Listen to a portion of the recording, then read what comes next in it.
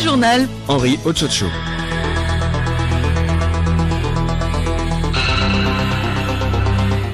Mesdames, Mesdemoiselles, Messieurs, bonjour. Les titres de ce journal présidentiel du 22 février prochain au Togo. Les forces de l'ordre et de sécurité votent demain par anticipation. Tous les citoyens sont appelés au respect des lois et à plus de responsabilités. La BIDC accorde un prêt de 18 millions d'euros, environ 12 milliards de francs CFA, à deux sociétés maliennes spécialisées dans la distribution des produits pétroliers. La signature de convention est intervenue hier au siège de l'institution à Lomé. Émotion et interrogation au Rwanda après le décès du chanteur Kizito Mihigo. L'artiste a été retrouvé mort hier lundi dans sa cellule alors qu'il était en détention depuis 3 jours à Kigali. La police et le bureau d'enquête rwandais affirment qu'il est suicidé. Une thèse qui ne tient pas la route, assurent d'autres. Depuis, les réactions se multiplient sur les réseaux sociaux. Et puis sport football, le Togo connaît désormais le visage de ses adversaires au CHAN Cameroun 2020. Il s'agit bien du Maroc, du Rwanda et de l'Ouganda. Abalodossé et ses poulets affronteront en première sortie le Maroc. C'est le résultat du tirage au sort effectué hier à Yaoundé.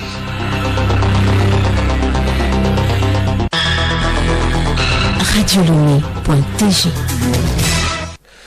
Mesdames, Mesdemoiselles, Messieurs, une fois encore, bonjour. Nous l'édition en titre présidentiel du 22 février prochain au Togo. Les forces de l'ordre et de sécurité votent demain par anticipation. Le chef d'escadron, Enoue Koura, exhorte les citoyens au respect des lois et à plus de responsabilités. En maintien de l'ordre, nous disons que force doit rester à la loi. Mais pour que force reste à la loi, chacun doit avoir un comportement responsable. Que ce soit l'élément ou bien l'agent de la force de sécurité qui est déployé sur le lieu, comme tout autre citoyen. Si chacun a un comportement responsable, cela contribue à l'apaisement. Au plan formation, la FOSEP a tous les acquis nécessaires. Que le peuple togolais fasse confiance à cette force qui a été mise en place et qui reste subordonnée à la Commission électorale nationale indépendante. La Haute Autorité de l'Audiovisuel et de la Communication HAC a reçu ce mardi la visite des autorités de régulation de la communication de 3 pays. Il s'agit du Conseil supérieur de la communication CSC du Burkina Faso, la HAC du Bénin et la Haute Autorité de la communication audiovisuelle HACA du Maroc. Les échanges ont porté sur l'organisation du monitoring des médias en cette période électorale. Une occasion pour la HAC d'expliquer la manière dont elle organise la communication au niveau des médias publics et privés en cette période cruciale de notre pays. Benissa Asloun, il est directeur général de la HACA du Maroc et s'explique à la sortie de l'audience. Je tiens absolument à remercier le président de la HAC du Togo pour cette invitation à l'occasion d'un moment démocratique très important. Donc je tiens absolument à le remercier parce que c'est une opportunité d'échange, de débat autour du processus électoral dans le cadre de coopération sud-sud. Lors de la réunion, il était question des missions d'un régulateur africain dans un contexte électoral et aussi des missions assignées aux médias pour une couverture des élections, une couverture qui garantit la libre expression d'opinion. Lors de la discussion, il était question aussi de ce dispositif de suivi, de monitoring. Les autorités de la HAC ont également saisi l'occasion pour dévoiler les innovations apportées pour ces élections. Une signature d'accord de prêt est intervenue hier lundi entre la Banque d'investissement et de développement de la CEDEAO BIDC et 2 sociétés de la République du Mali, Sotraca et Soeyat, toutes 2 spécialisées dans la distribution des produits pétroliers. Julien Kamde, Bénédicte Kanda. La BIDC octroie à travers cette signature de convention 15 millions d'euros, environ 10 milliards de francs CFA à la Soyat et 3 millions d'euros, soit près de 2 milliards de francs CFA à Sotraca. Des lignes de crédit qui permettent au secteur privé malien de renforcer ses activités. Dr Georges Ayekoum Nana Dankor, président de la BIDC. And this loan agreement which we have given to Soyat. Le prêt a pour objectif d'augmenter les activités économiques des entreprises au Mali, de renforcer le secteur de l'importation du pétrole, des produits pétroliers au Mali. Et comme vous savez très bien, le Mali est un pays enclavé. Donc il ne dispose pas de production de pétrole. Donc toutes les importations de pétrole qui vont se faire au Mali seront faites donc par cette société qui va offrir les produits donc à Viva et Total pour pouvoir vendre leurs produits sur le marché malien. Ceci est très important pour nous, la BDC, parce que ça va créer beaucoup d'emplois dans le pays. Ce prêt a été accordé au Mali aujourd'hui. Vous comprenez donc que c'est le résultat du bon travail qui a été effectué par le président du Mali pour pouvoir renforcer l'économie et booster les activités économiques dans le pays. And then economic activities are being boosted. Des montants reçus par des sociétés serviront dans les projets d'importation et de fourniture de pétrole, mais également pour l'achat de camions. Soumaré Bira, consultant. Nous tenons à remercier la BIDC pour cette confiance qu'elle vient de marquer à deux sociétés de la République du Mali, toutes deux dans le secteur pétrolier. La BIDC qui demeure à l'avant-garde du renforcement du secteur privé avec de la complémentarité dans les différents produits, et ceci à l'actif de la Banque d'investissement et de développement de la CEDEAO.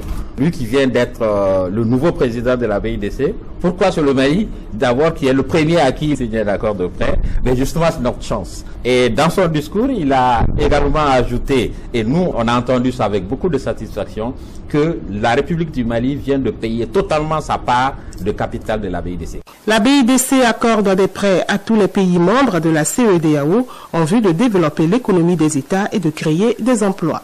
Merci à toi, Bénédicte Kanda. Dernièrement, en page nationale, le projet de tournée de chants et de prières dénommé Maobé Assé sur le Togo de l'artiste togolais de la chanson gospel Kin Ali Sam était dimanche à l'étape de Kara, une grande rencontre spirituelle qui a permis aux hommes de Dieu et artistes de la chanson de louer l'Éternel pour ses bienfaits pour le Togo, mais surtout de prier pour la pérennisation et l'enracinement de la paix et de la démocratie dans notre pays. C'est un projet qui vient à point nommé lorsqu'on sait que le Togo sera aux urnes ce samedi. Ali Sam, que nous écoutons.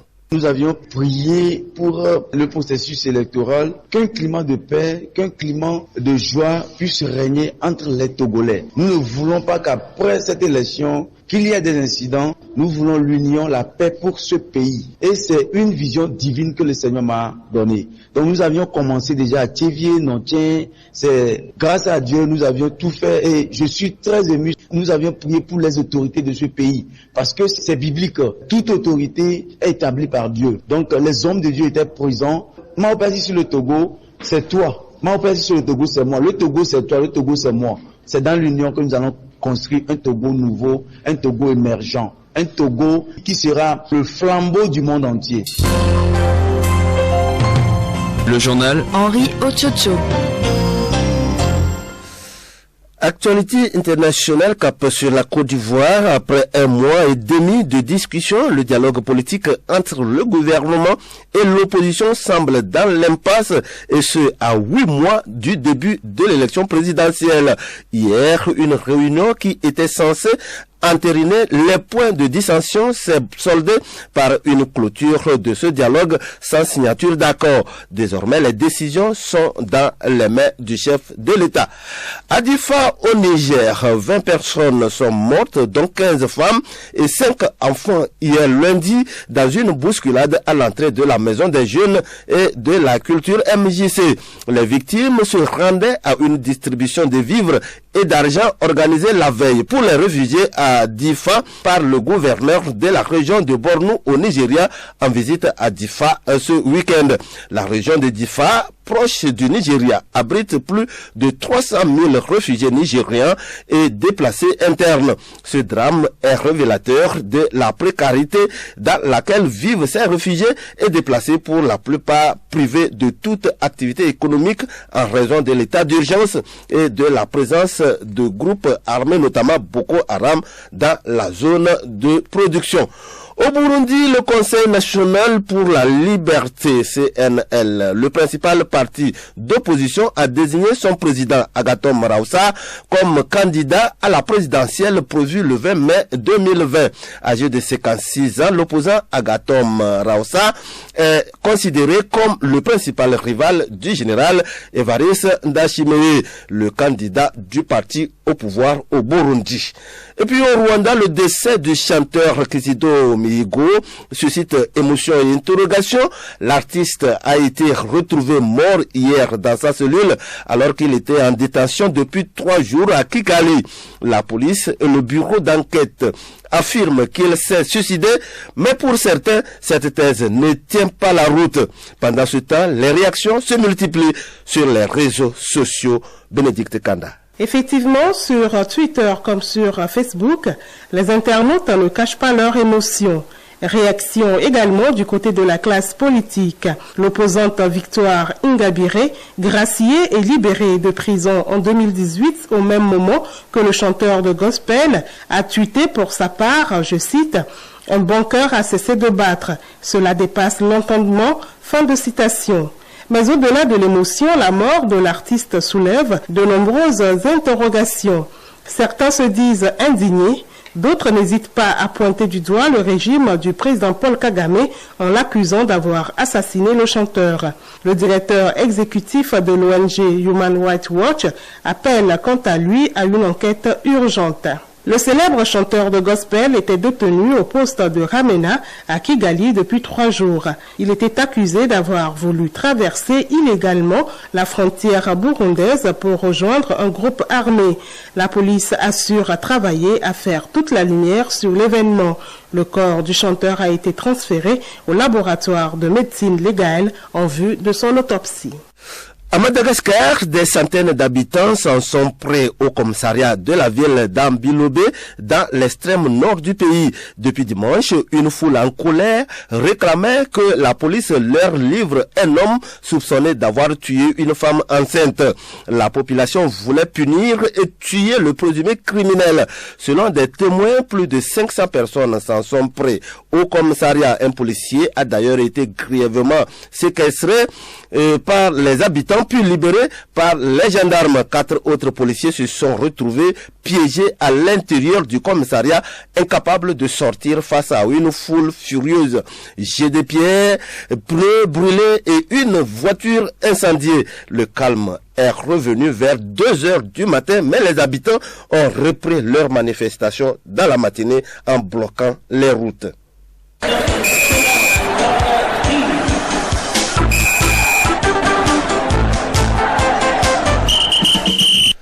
Sport, football, le championnat d'Afrique des Nations CHAN Cameroun 2020. La composition des différents groupes sont connus depuis hier.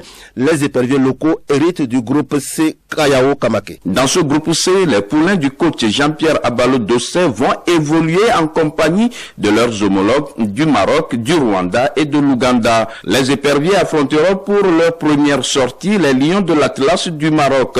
Les ambassadeurs togolais sont donc fixés sur leurs adversaires dont ils devront se défaire afin de s'offrir la place des quarts de finale. Pays hôte de la compétition, le Cameroun retrouve la poule A avec le Mali, le Burkina Faso et le Zimbabwe. La poule B se compose de la Libye, de la RD Congo, du Congo et du Niger. Enfin, le groupe D regroupe la Zambie, la Guinée, la Namibie et la Tanzanie. Le CHAN 2020 a lieu du 4 au 25 avril prochain et le match d'ouverture opposera le Cameroun au Zimbabwe.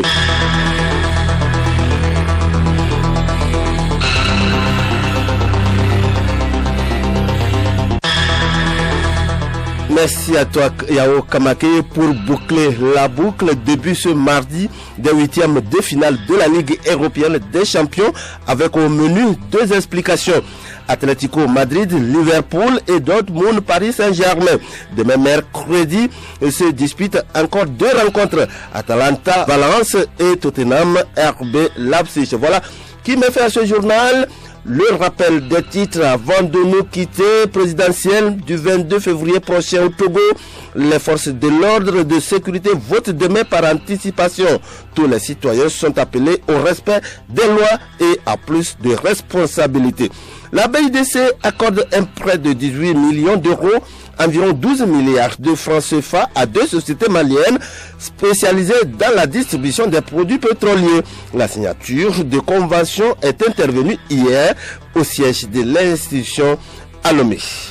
Émotion et interrogation au Rwanda après le décès du chanteur Kizito Mihigo. L'artiste a été retrouvé mort hier lundi dans sa cellule alors qu'il était en détention depuis 3 jours à Kigali. La police et le bureau d'enquête rwandais affirment qu'il s'est suicidé, une thèse qui ne tient pas la route selon d'autres.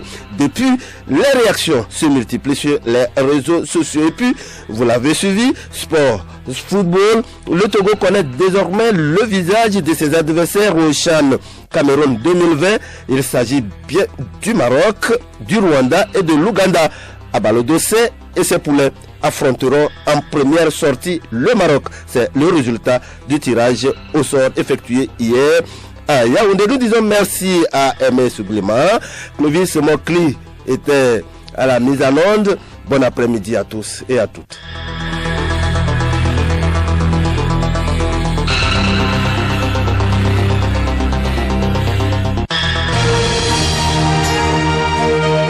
Radio Lomé, boîte postale 434, email radiolomé@radiolomé.tg.